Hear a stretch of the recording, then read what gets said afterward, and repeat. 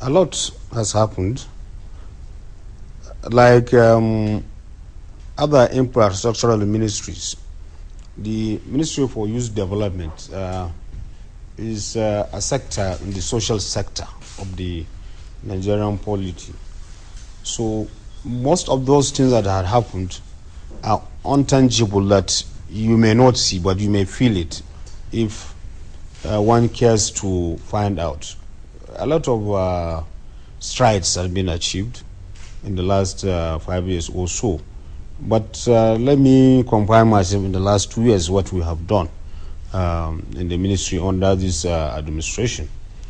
The ministry being charged with responsibility of overall formulation of policy and on youth development in the 3 tiers of government, that is local government, states, and the federal level, have done a lot of policy, have introduced a number of policies that have impacted on the Nigerian youth.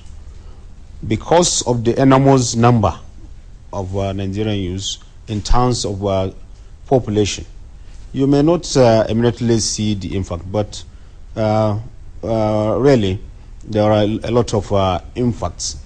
For instance, that you see these policies and programs that were initiated by the ministry and were implemented either by federal government agencies, state governments, and local governments, you can see all over the country. Particular importance is the loss of value. We all know and have admitted that there were a lot of loss of values in the polity. And the Nigerian youth, being the largest number in terms of population, representing over 60% of the Nigerian population, and being the undoubtedly the veritable ground for the future of this country, being the future leaders, being the future of this country, really we target them and introduce what we call the value orientation program, and also leadership programs, and even reorientation programs, because there are 2 segments. You see, you hear a number of places, either at local government, state, and federal level, that there are empowerment programs, skill acquisition training, etc., etc. But at the end of the day, that's why people doubt, well, has that worked? Is there any benefit? Is there anything out of it? Yeah, because these young people, the boys and girls, have some kind of mindset as a result of loss of values, as a result of lack of leadership training, lack of patriotism, which were hitherto being instilled from homes, schools, etc., etc., and to a kind of mindset missing the road of what they should be and what they are. So now I'll give you a very peculiar example, that state government or local government or federal government having a program, entrepreneurship program, skill training, etc., etc., and they give these young people grants to start off something from the skill they acquire, etc., and even at times tools. At the graduation ceremony, you see outside the graduation ground these young people selling up the tools, squandering the money, etc., etc. This is as a result of because of lack of value, and they have a sort of kind of mindset of to get easy money. So this program that we introduced, which was brought in by several state governments and several local government and even non-governmental organizations, have worked, because now the young people, when they are trained and you give them grants, suddenly a number of them, substantial number of them, have started doing something. You can see even the WIN program. These are programs that were being implemented by the Jonathan's administration, and it is working, because you can see these young people are not just being employed, self-employed, they are even employing others. The departure, where this has helped us in departing from the concept, or rather the impression that you go to school, graduate from a university, and queue up for a white-collar job that may not be available, may not be relevant even to your own field. But now people are thinking, the young people, we are directing them, directing them to bear in mind that they should create jobs, not just for themselves, for others. And thereby this translates to creation of wealth. This is the only way for now that you can really overcome some of these daunting problems of unemployment, reduce a lot of youth restiveness, etc., and thereby even bringing more development in this country. More development. There are so many things that has to do with the mindset. The emphasis now is just to reframe the mind of the thinking of the young person, of what he should be, and what he is supposed to do, not just for himself, but for his community and for the country. Okay. Well, the Honourable Minister has set the tone for our discussion. Orimolade, you want to press on from there? Yes, sir. Honourable Minister, I want, in 2001, there was what was called the National Youth Development Policy. What has happened to this policy? Has it been able to impact positively on youths in Nigeria? If I might stretch that a little bit, in putting in place the National Youth Policy at that time, the initiators said it was focused on tapping the energy and resourcefulness of the Nigerian youth, harnessing them for what they called vitality, growth, and development of the country well into the 21st century. Here we are, several years after. How well has that policy been translated into reality? I guess that's exactly the point of it. You see, this, like you rightly described the youth policy in your introduction, that it's a robust policy. It's intended to serve as a guide in policy formulation and implementation by various states of government and even non-governmental organizations to bring to fore the potentialities of these young people across so many sectors. It could be in commerce, it could be in ICT, it could be in agriculture, etc. For instance, we in the ministry have modeled a number of agricultural entrepreneurship programs, whereby a number of states have bought into those programs and are implementing it. So also the Ministry of Agriculture at the federal level, because it is across the board. You can't expect probably the Federal Ministry of Youth Development to take care of this over 80 million young people in so many sectors. It is more of a policy we initiate, we give a model. Even the training we do in the Federal Ministry of Youth Development and its agencies is intended to serve as a model so that people can buy in, because this is something that really everybody should be involved. It's a Nigerian issue. It's not an issue that a very tiny segment of the society.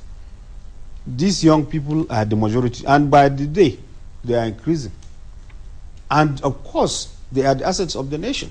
That's why no matter what you do, if you don't take care of this segment of our society, you have done nothing, because they are the future of the country. So you must invest in it. And the federal government of Nigeria, especially if you look at the transformation agenda, is intended to transform Nigeria into a new phase and to have new frontiers to face the daunting challenges that every nation is facing globally. So we have done that in agriculture, we have done that in the area of commerce and through the Ministry of Trade and Industry. Even the ICT that we're talking, there are a number of initiatives which the ICT ministry is anchoring. Ours in the Ministry of Youth Development is to trigger it, to make it happen to all these sectors, because there are specialization. Ours is how do you target the young girl and the boys, so that they can be better and good, better Nigerians. And you will look at the various issues as raised in the introduction. Is that, you see, this I still will talk more on good citizenship and patriotism, as well as this value orientation and reorientation. Some have gone higher because of what they were exposed to. They require reorientation.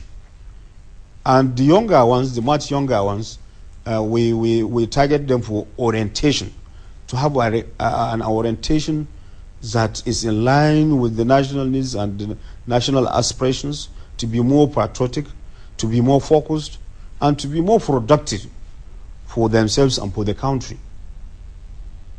Okay, that's it. Honourable Minister, let me ask you a question on job creation. You've said that the prerogative of the Youth Development Ministry is to set the policy agenda. I would also want you to expatiate, because most youths in the country do not have an idea of what you do in your ministry. Perhaps, of course, one of the mandates is create initiatives and programs. My question is, for job creation, are you losing sleep? Because even as a youth, seeing my peers outside that do not have jobs, out of 80 million people, is enough to lose sleep. That is one. Then number two, the 85.5 billion naira, which is your budget for the ministry, is it really enough to carry out the programs and initiatives that you need to carry out? I do know a large percentage is for NYSC, the other one for the CL, Citizenship Leadership Center and Training Center. Is it really enough? Or perhaps you should canvass for more funding. Is it possible? Yeah, certainly. You see, like what you have, if you appreciate even the population and the expectations, really the funding is not enough to do so many things that we could have done. But within what we were able to get, we were able to achieve a number of things, like I mentioned to you. In terms of job creation, and I said earlier that the target is for the young person to be able to appreciate that he has to create a job. And we have been prompting. Our programs are targeted not just for the young person to acquire skill, where it is an issue of a skill. Secondly, is for those of a middle or upper grade, that we get them through entrepreneurship kind of development, which they will acquire entrepreneurial skills also. And the whole idea is to set their mind that they have to create jobs. You see, the mindset in the Nigerian context and to the Nigerian young people is that when you talk about jobs, they think more of the white-collar jobs. There are so many little things that can generate income and will augment whatever, and will make somebody to have his means of livelihood and even create jobs. Part of the problems you see in terms of youth restiveness, crimes and criminality were because there are this issue, not lack of appreciation of labor. Some, they consider some kind of jobs as undignifying to their status because maybe they have gone to the university. Some, those who have not even gone to the university because of some social stigma or social complexes, they consider those jobs very menial and undignifying. What the secret of what part of the factors that you have Boko Haram, in, for instance, in Maiduguri, in Borno and Yobe, was that because there are some have those kind of stigma and belief that there are certain jobs they won't do because they belong to one tribe or the other. that they cannot be cobblers, they cannot be involved in those kind of things, and cannot be barbers. So they are losing a lot of things, and this thing has to be taken over by some others. So, and the reality of life is that one must work. So if they have no source of income, so they become vulnerable to very phony ideas here and there, and got recruited. And out of such frustrations, they easily get recruited. So this kind of mindset has to be changed. And that's why under the transformation agenda, our target is to ensure that we really change the mindset of people, orient them to do the right thing. And those who are already in it, we try to introduce a program for reorientation. Like this, all these insurgents here and those who are involved in one crime or criminality or the other in these security-prone areas, what we intend, the federal government intends to roll out a program of this reorientation. And that's one of the purpose and the objectives of the Citizenship and Leadership Training Center, which was established in 1951. It has been doing so, but people don't know because, you know, at a particular point, the problems were not as enormous as they are now. For instance, this Citizenship and Leadership Training Center, people forget when you talk about young people, we are not just talking of those who are in school or who have not gone to school or who have graduated, they have no employment. No, but you see, the chunk of, for instance, the police, army, and all these paramilitary personnel are young people, and they are within this parameter. That's why a number of them do attend courses and programs for leadership training and good citizenship at the Citizenship and Leadership Training Center, which have some various schools across the country, and they also do some kind of mobile training. They are young people because you don't recruit anybody in the army who is over 30 years. You don't do that in the police, SS, etc. So within that range, there are a number of them who goes there and with all their exuberances. And all these exuberances, you see, at times positives, at times negative, which we all have to aggregate and contend with. Honourable Minister, the question is youth unemployment. You haven't answered the question. You know, you've just said there's a mindset amongst youth, you understand? Yes. But the issue of youth unemployment, which the NBS puts at about 24%, is huge. So is it making you have sleepless nights? And what tangibles have been done? I do understand, you mentioned it earlier, that the government cannot create jobs for the 80 million people. Good. But what enabling environment is being created for a young person? But government has created a number of jobs.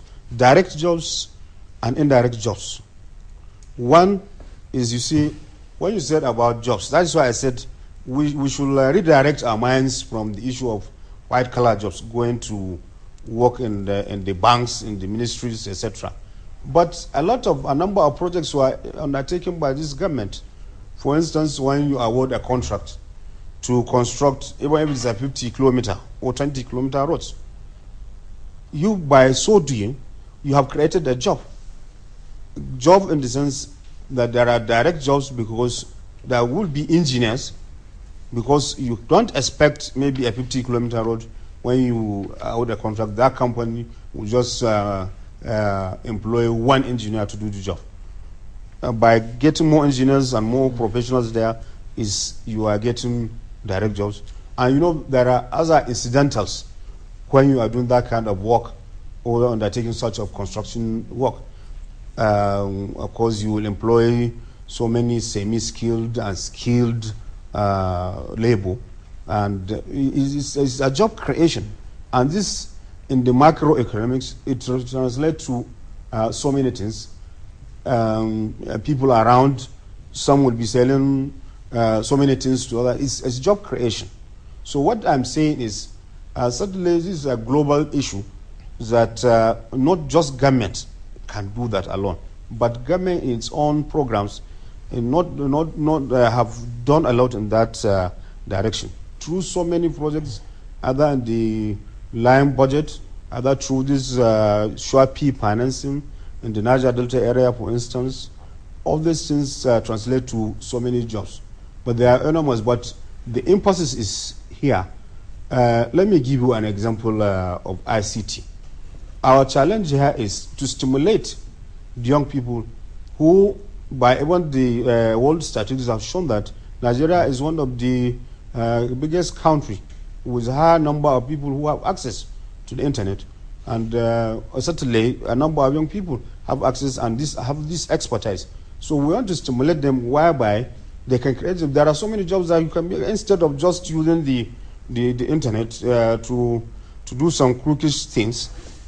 We stimulate them and direct their minds that this thing can be made to be positive in terms of maybe software development, etc. But this, you may not necessarily and quickly feel it, but this is something that also has to be continuous, because as you are battling to reduce it, the population is increasing.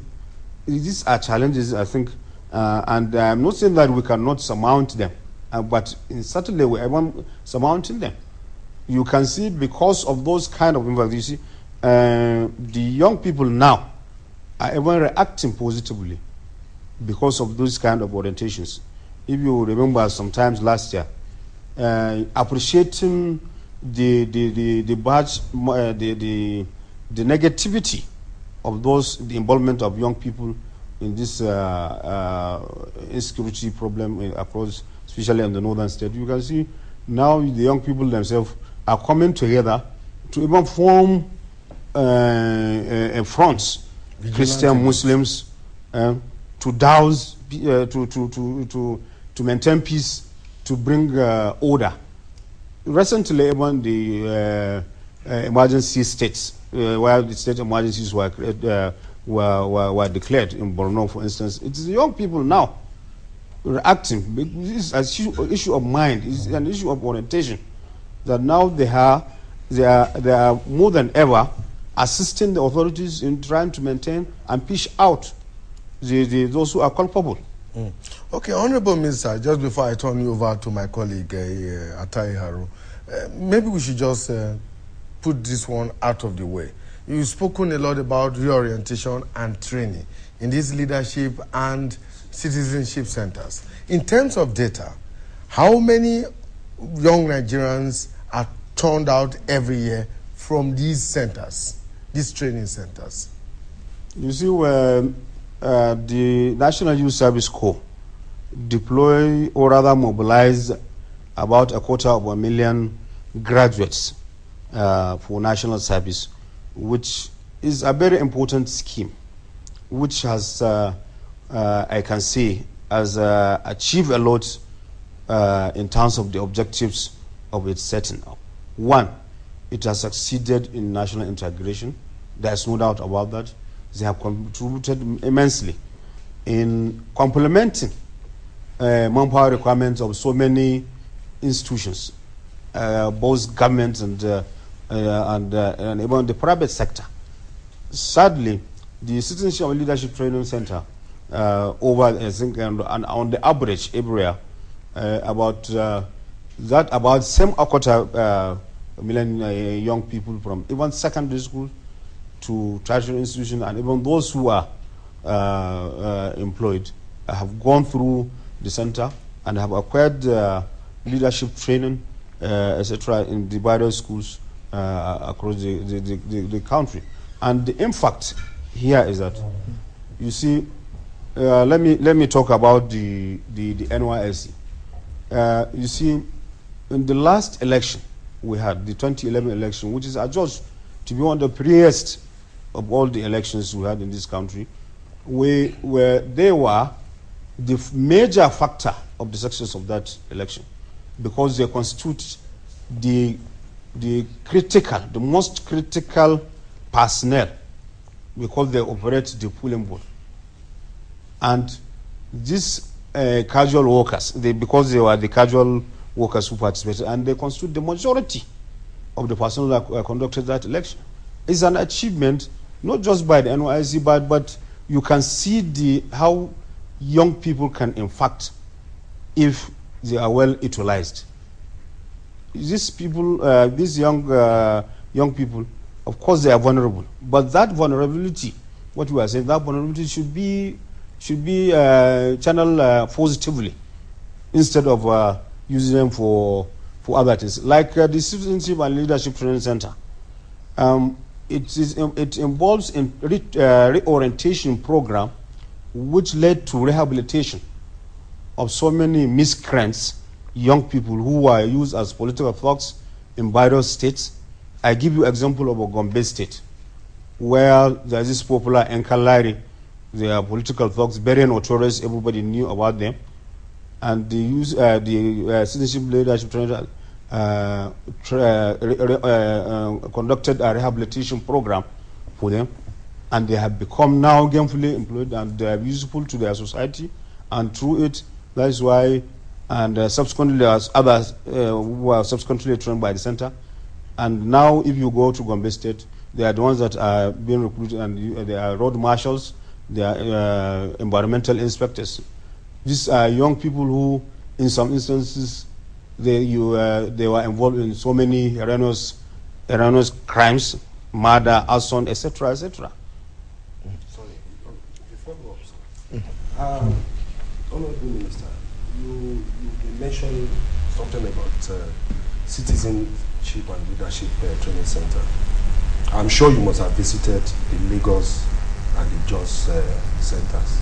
Are you proud of that place? Some of these members of staff are saying that they've been reduced to sourcing for funds and just servicing the reality show program of multinational companies, that they are grossly underfunded. The funding is one issue. My pride in the center is because of what it does. I'm talking about the contents of what it does, not the form. You may be talking about infrastructural decay, which is a global problem in terms of infrastructure that was built about almost over 50 years ago, and you see there are no new structures because of limitations of funding from the budget, etc. We have thought such kind of problems. Not only it's not just peculiar to the Citizenship and Leadership Training Center, but these are we see when you are transforming something, you don't expect it to happen at once, and it's a question of now when you are restructuring, then we consider so many things, and including the new concept, the new government policy of public-private partnership, because government cannot operate in isolation. Of course, the essence of government is to deliver service to people, but now we realize government through this transformation agenda that the transformation is to partner with the public in order to deliver good service to the citizens. Okay, thank you very much. Mr. Minister, I would have started by asking you, who actually is the youth? Is it what we saw in the youth policy within 18 to 35 years, or the kind of one we see in association and political groups where a man as old as my grandfather parades himself as a youth? But that one is just out of it. The question I want to ask you, I don't know whether you are conversant with the AIT scroll bar. If you've gone through it, when people talk about youth reorientation, the fact that our morals are no longer there in the youth, what about you people, the politicians who hire us as talks? Who do you blame? If you look at the scroll bar sometime, you find out that there's an allegation of a member in council, like yourself, your colleague, keeping talks and even ended up molesting journalists. Who do you blame? Is it the youth that are not working, that are poor, that cannot feed themselves, or the politician, the class, your own colleagues who hire them as talks and use them for election, give them the weapons, and abandon them thereafter? That's question number one. I'm sorry, let me take the question number two. Question number two, sir. I don't know about... number three. Okay, no, the other one is just an observation. Now, okay, if that's the question, then I'll be very happy. The other issue, which is fundamental and key, I tried to go around the net to search on things before coming here. When I was told I would be with you on set, and what I saw about you was not really too good. Some National Youth Council members protesting, although I saw them the other day at the Abuja NUJ Center at Utako, alleging that your ministry, yourself and some other persons rigged their election. at the National Youth Council meeting in Makurdi that it was rigged. One Yakubu, also a stooge, was made their leader. Most of them never agreed.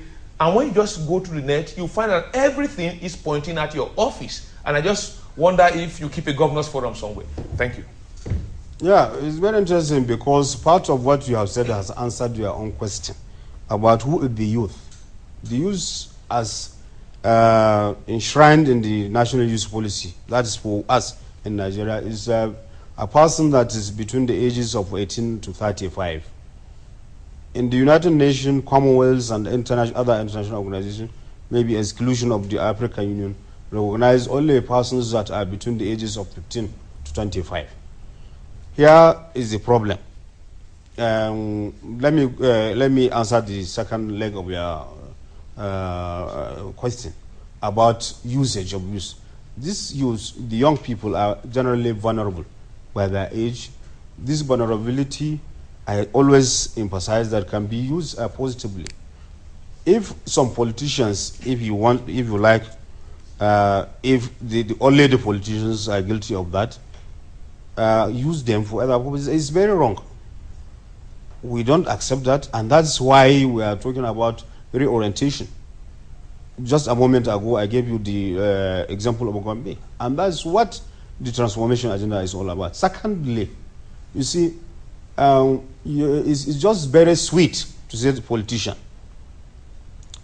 I have been a politician right from time when I was a young person, when I was using that age. And the majority of politicians, mind you, are these young people. Because you can't have a successful campaign without young people. They are the politicians. They determine. If they don't like you, there's no way you can succeed in any locality. Ask anybody. Those of us who are involved in the field politics knew about that. You go to a ward. If the young people doesn't like somebody to become a councillor, he will never be. Whoever wants him to be there. Secondly, you see, it's across is a demographic issue. It's not a question of being a politician or not being a politician. Like, you see, even watching the footage put before this program started, you see, there are so many misinformation. Alleging that the ministry has an aircraft is part of some of the problems. Maybe a young journalist did that because he doesn't care to maybe cross-check the facts. How did he arrive that we have a budgetary provision for an aircraft? Is the young journalist probably because of the kind of the general orientation the young people have, whether they are journalists, whether they are politicians, whether they are lawyers, etc., etc. So the society is faced with those kind of problems. But do you have coming to the last, we don't have aircraft. We don't have provision for any aircraft. We don't have it in our budget. So coming to the issue of what you saw, I am a public servant, and this is what every public servant is facing in this country. You either do it or you don't do it. You will have some people somewhere with their own computer sending all sort of messages, either on Twitter or on this. I'm IT literate, so I know all these things. I can sit down with Byro's SIM card numbers, registering it with other names and sending messages, giving an impression that some people are doing that. What happened in the youth council election that people are talking about it? There are people who have been in the youth council. They are over 40 years, and they want to continue to be in the youth council, and in contravention with the youth policy, and they want to continue to be leaders. They have made youth council issues and youth-led organizations as a profession, as an enterprise. So the policy. Maybe they are just following the example that your party has set. No, not our party is a different issue, because what we are talking here is youth-led. You can have a youth leader anywhere with whatever you, but as a government policy, what we recognize, because we want to engage young people, that is the whole idea in their own affairs. So we want people within the age bracket. But if you form the Young Journalists Association, it could be, I could be 50 years if I want to be, I am young because I'm just joining the profession. We have Young Lawyers Forum. It's not about age. It's about age in the profession, etc. But Honourable Minister, if we have a youth policy that defines the age bracket of who a youth is, yes, then we should, as a country, at every level, implement that, build it into our various associations and group constitutions. If I may add, that's what you can't go beyond what the Constitution says. No, but this is a youth policy. But when we are talking of matters relating to youth, I'm not talking as PDP. I'm PDP to the core, but I'm not talking here as a PDP minister. But I'm talking here as a minister of the Federal Republic of Nigeria, and it's not within my the view of the Constitution of Nigeria. Constitution of Nigeria gives you a right of association. If you like, if you are 8 years or a club of 8 years, you can say you can describe yourself as young people and register it with Corporate Affairs Commission. It's not my problem, but I will not talk to you on behalf of the youth. As a ministry, as a government, if I'm talking to you, if I have to engage you in youth affairs, so I must make sure that you're in that age bracket. And that's what is happening. Some people are unhappy because now we are firm in implementing that policy. If that was before now, they do come, they are over 35 years, and they want to contest election and want to become leaders. And the second issue, that all those are here in Abuja, they should go about this. The apex body here at the national level, they flow from the states.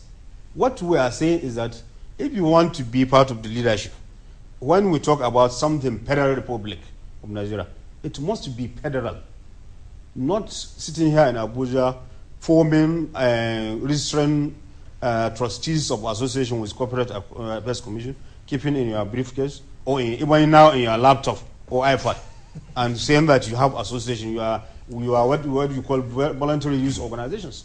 The voluntary youth organizations that we know about, which we are reactivating, we are supporting to reactivate, are the non-voluntary organizations. For instance, the Boy Scout, the Girls Brigade, the Girls Guide. They are known for good things. They are known for voluntarism. They are known for instilling discipline and patriotism among young people.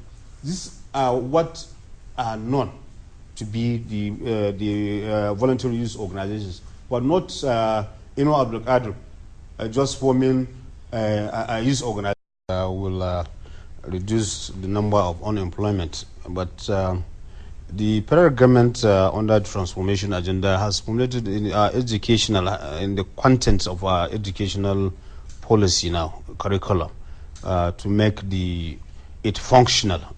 So those who are going through the educational system now are having a functional education, not just going through to have a degree.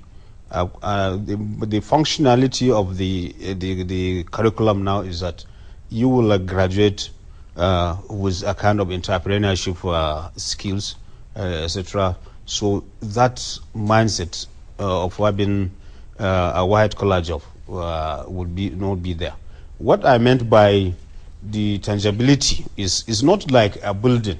When the Federal Ministry of Works, for instance, said that it has built roads, they don't need to say it because people will see that they have built roads. You fly over the roads and you will see. These are the tangibles. But on youth development issues is something that more of inculcation of certain things on the part of youth in terms of training. The knowledge you acquire, nobody will see the content of your knowledge or the content of your knowledge. It's only when you put it into practice that people know that you know what you are doing and what you are doing. So we have done a lot in that area, and it's not that we have done enough. We are doing enough.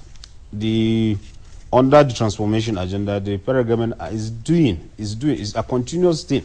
It's not that we have done and we have we are no longer doing anything, but we are doing. Will continue to do. Okay. Honourable Minister. Minister, I would like you to give us an insight into the National Youth Development Index, because in as much as we have 80 million youths, I do know that the National Bureau of Statistics also is partnering with you. Where are we right now as it regards that index? Yeah, this is a very important aspect that I think I omitted. Ever in this country, for the first time in this country, under the transformation agenda, last year we started the survey.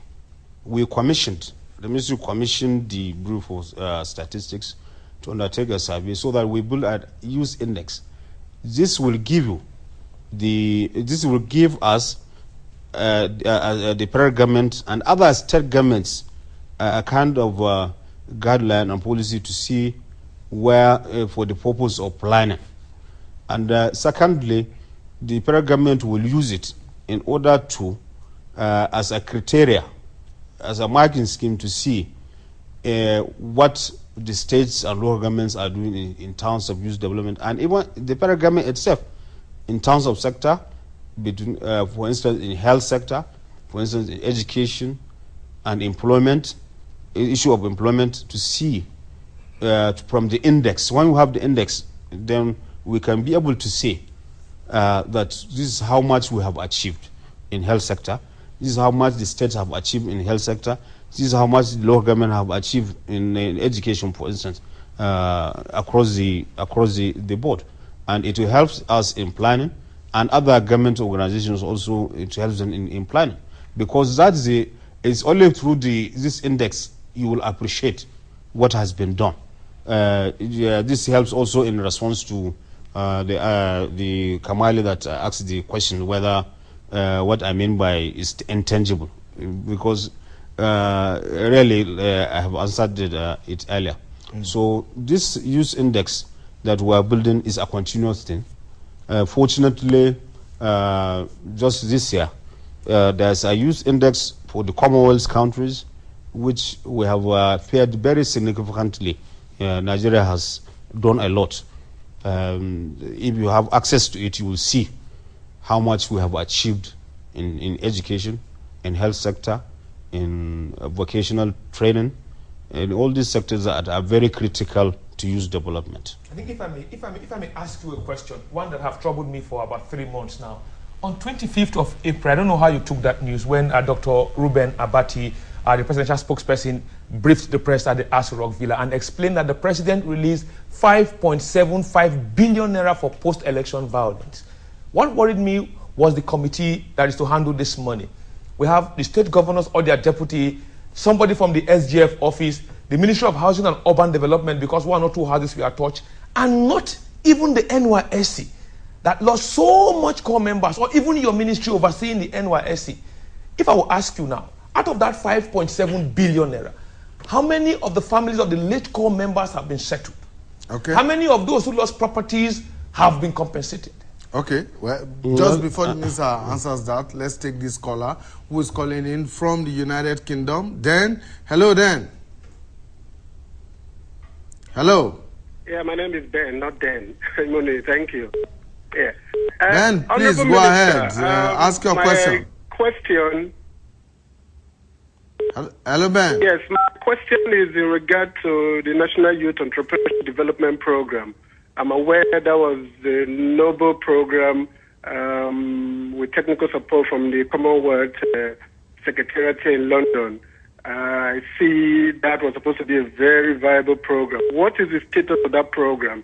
2 years down the line, we don't seem to know what is the outcome of that program. I would like to know what exactly, where are we now on that program, Honourable Minister? Nice this program. Because you see, it's part of the several packages the transformation agenda of President Goodluck is rolling out. So this development program, which was developed in conjunction with the Commonwealth, and just last April, precisely getting to 2 months, the technical officer who, in conjunction with the Federal Ministry of Youth Development, will implement the program, just reported. He's just getting settled, and in no time will commence the program. I think before the end of the month. We will commence the program. And that program is tailored to propel various tiers of government in this country to have an aggressive youth development programs, which we have a number of models that we line up through the youth empowerment programs of the ministry. And we do some others in partnership with the private sector. Okay. The question by ARO is still pending, but let's take this other call. It's coming from Gaba in Lagos. Hello, Gaba. Hello, Gaba. Gaba, are you there? Well, we seem to have lost Gaba on the line there, but let's get back to the question about the compensation issue. Yeah, this compensation issue. You see, when we talk about federal government, is a corporate entity, and it's not necessarily, especially when it is presidential. That committee is a presidential committee, which the president has discretion to put ever and assign anybody to do that responsibility, not necessarily a particular person. And you see, it's something that was announced, you said, in April, and the committee has commenced its work, and certainly you shouldn't expect that the very minute that something government said that this we are paying compensation, and you know, the procedure of payment must be, there must be some diligence because of what it entails, or because of its sensitivity. So it's something that is ongoing. You don't expect it just to happen just like a flash. So, and one thing that I think this kind of attitude that I want to employ, that we should appreciate that when you are dealing with public issues like this, there are so many contending things that you have to look at. Not just the issue of compensation. This issue of compensation is as important as it is. It's not as important as prevention of the reoccurrence of what happened before. So, which you cannot even quantify. The human life is invaluable. Those who lost their lives, you cannot compensate with anything. And or whatever you lost, it's not even what the material thing that you lost that maybe if you are being compensated, but the issue is the spirit. Do we pray? Do we pray that those kind of things should occur again? And what is important is government is putting so many measures in place to ensure that there are no reoccurrence of those things. And the government cannot do it alone without the support and encouragement of all and sundry, all the citizens of Nigeria. Even through information dissemination and projection, even in criticisms, those criticisms should be constructive. This is one of the things that this country is facing, and that's what we are trying to reorient our young people. Because now if you go on the online, any website, our young people who are versatile in this IT are prone to more of saying negative things about Nigeria. So many negative things about the leaders of Nigeria. Is that good for us? Because we are Nigerians. If we say bad things about Nigeria, that you that are Nigerian, that you said something bad about Nigeria, you are bad also, because your country is bad. So we want to direct the minds of young people to project a good image of Nigeria and Nigerians. So, and they can learn from older journalists who, if they conduct the affairs of the profession in good etiquette, with all the etiquette that are there. But now, when you read papers, when you listen to criticisms, it's just geared towards bringing any public officer down, every public officer. We reach a situation whereby people have to be begged to serve. I assure you, because it's a thankless job we are doing. But the issue is this: are we being supported? Even when we are doing wrong things, the criticism and the way to correct it is not saying to the world that all Nigerian leaders are bad. Okay. We have never, and it's all coming from the journalists. Okay, maybe when they begin to beg Nigerians to serve, it will actually become a thankless job. Akin, we'll come to you very quickly, but let's take some of the Facebook messages that are coming in. This next one is coming from Ada Andrew, and he says, if the federal government can support graduates with a minimum of $500,000 naira after graduation, I believe it will go a long way to reduce unemployment greatly, as those of them with entrepreneurial skills will use such money to create self-employment, good jobs, and even employ others. And Tahir Ahmed asked this question. I am Tahir Ahmed, 35, and a solid mineral exploration geologist, trained by Australian experts and competent persons here in Nigeria. I'm currently unemployed and seeking further studies abroad for a Master's of Science degree in mineral exploration. Going by the National Youth Policy, is there a possibility for the Ministry of Youth Development to fully sponsor my program and that of other youths with similar plight, considering the importance of such advancement in developing the youth for the nation's economic growth? I will take the last one. You see, this reminds me, we are coming up, we have developed a concept note, and we want to roll out a program of youth empowerment in solid mineral sector, whereby these young people who are involved in the crude manner of mining, and which led to so many things that lead poisoning. We want to partner with a private organization in order to train these young people who are already in this mining sector, and also get them more safer equipments in mining. This will lead in so many ways. It will improve, it will create more jobs and create more wealth, certainly, and also will remove out the hazards involved in this crude way of mining. The Federal Ministry of Youth Development, you see, is more of a mentoring institution than awarding scholarships. There are so many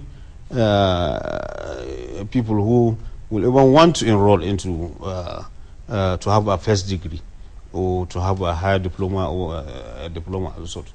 What I may advise somebody like this gentleman, if we have this kind of scheme and he's involved in this practically, he will have an income, and will get more income that he will be able to sponsor himself and others to further education in that field, because this having degrees and degrees without putting it into use, especially professional degrees like this, it doesn't make any good sense.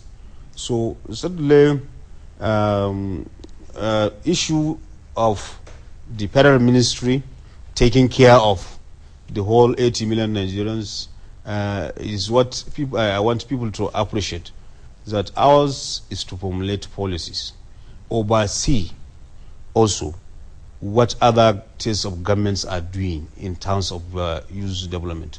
We are sort of general overseers, including the federal government MDAs, what they do, whether the content of their programs have taken care of youth, and soon what we intend to do is to have an examination, especially through this indexing that we are conducting, to see whether your program really has used content or not.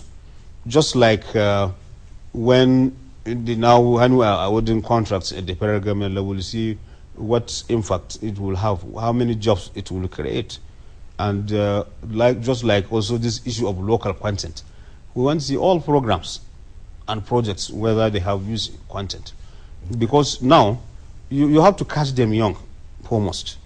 They are our own future. So whatever we are bringing, we'll see this must be incorporated. The youth must be incorporated, and that factor must be so that you train them to, even if you have a foreign partnership, so that our young people will grow with the program and take it over. That's the whole idea. And in addition, also that I forgot to mention this, that we are developing another program, which is on green jobs, especially in the southeast, northeastern part of the country, and some part of northwest, along the where they have this Sahara desert problem, where they have desert problems. This will not just create jobs for the young people, it will also improve on the economy of those locations. Okay, okay, let's come back to you. Honourable Minister, this question is not meant to bring anybody down or discourage those who want to serve. These youth development centers, according to the documentary, we have about 33 now. In each of the zones, it was meant to be built in some states. But for the southeast, they say a particular National Assembly member cornered it, and they have 4 in a state instead of for the whole zones, for the whole zone. And this same issue occurred in Zamfara. Are you not worried? Zamfara have no youth center. They don't have? Yes. Well, that's the story in town. What about the East? That's what I'm saying. That's what we want to reorient our young people. We want them to be factual. The location in the You East? see, what I'm saying is that whatever we do, we need to be factual. Okay. Actually, we have this number of, it's correct that we have such one number of youth centers, which were largely proposed, and we have to implement. They are appropriated by the National Assembly. Don't forget the Ministry of Youth Development do not appropriate. And budget is a law. Whenever you made a law, we are duty bound to implement it.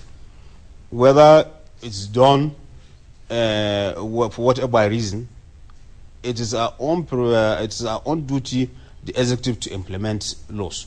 The National Assembly make laws. But you may have 100 number of youth centers. What is important is putting them into use. And we are studying, because some of these centers came of impromptu.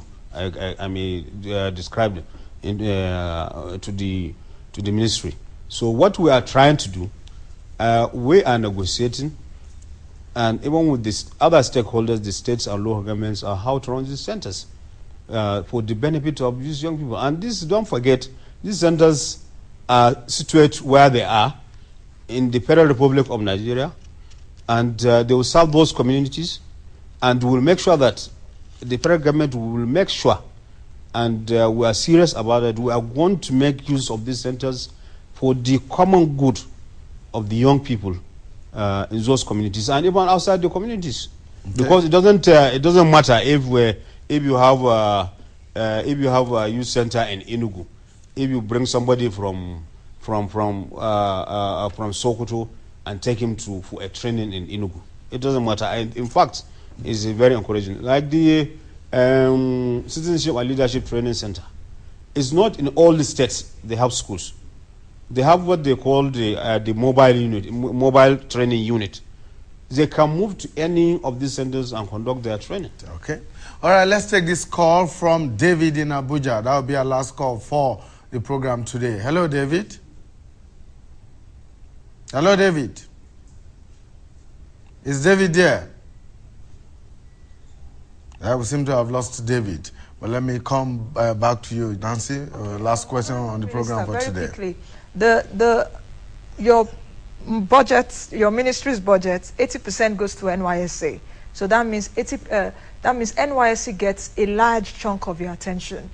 We know what happened in the last year or two as it concerns the NYSC. Do you think that the scheme is relevant? Since 1973 it was established.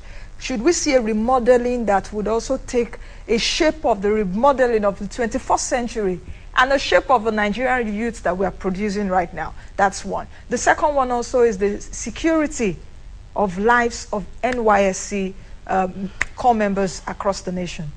Yeah, very good one.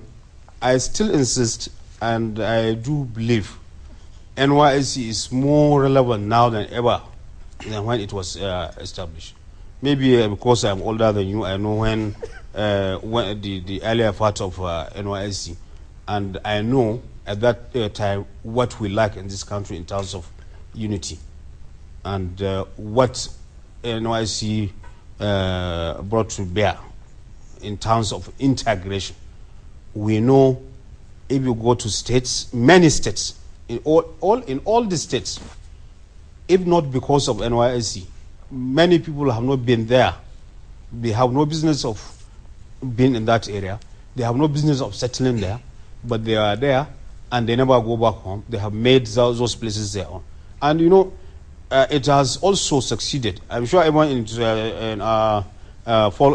local poll care, you will hear about issues of this inhibition of inter-tribal marriages before. It is the NYSC that bridged that gap. Everybody knows in this country. So it's all over. But the NYSC, when you are talking about the budget, the NYSC budget is not even enough. This money are meant for their allowances and their kitchen. So this money that goes to NYSC is not that the ministry is giving them attention. Okay. They are doing more than this. And in fact, what we want to graduate now is we are considering, we have a proposal, and which God willing will implement, to see what happens after the NYSC. Okay, you serve the nation, then what will be your paid in terms of employment, in terms of engagement. Right. We have started in agriculture, for instance. We are giving NYSC the corpus loans, and it's been functional. A number of them have established enterprises, especially poultry and other things, and it's working, and they are paying. And we are proud of that, and we will continue to encourage it, not just in agriculture, but in other entrepreneurship schemes. And we are creating also a platform whereby NYSC can use corpus after graduation, will get jobs. Okay. And with the private sector, we intend we are signing an MOU with them, so that certain number of corpus that serve in a particular private sector must be retained. Okay. Well, thank you so much, Honourable Minister of Youth Development. Inuwa Abdul-Kadir has been on the hot seat for the past 90 minutes or thereabout. Of course, 90 minutes is not enough to explain everything about the Youth Development Ministry and the youth agenda in Nigeria at any point in time. But we think that we have done our very best. Honourable Minister, thank you so much for finding time to join us. It's a pleasure. All right. It's not very hot. It's not hot. My colleagues, Akin Urimolade, Editor Northern Operations of Daily News Watch. Thank you so much for finding time to join us. Nancy Ilo, AIT Morning Show, thank you so much. And Ata Iharo, a senior correspondent with the Independent Television here in the nation's capital, Abuja. Thank you so much. Thank you very much. My name is Imoni Amarire. Please join us again on Sunday when we bring you another edition of 90 Minutes. And I tell you, the Minister of Interior, Abba Moro, will be joining us on 90 Minutes. Do join us then. Bye for now.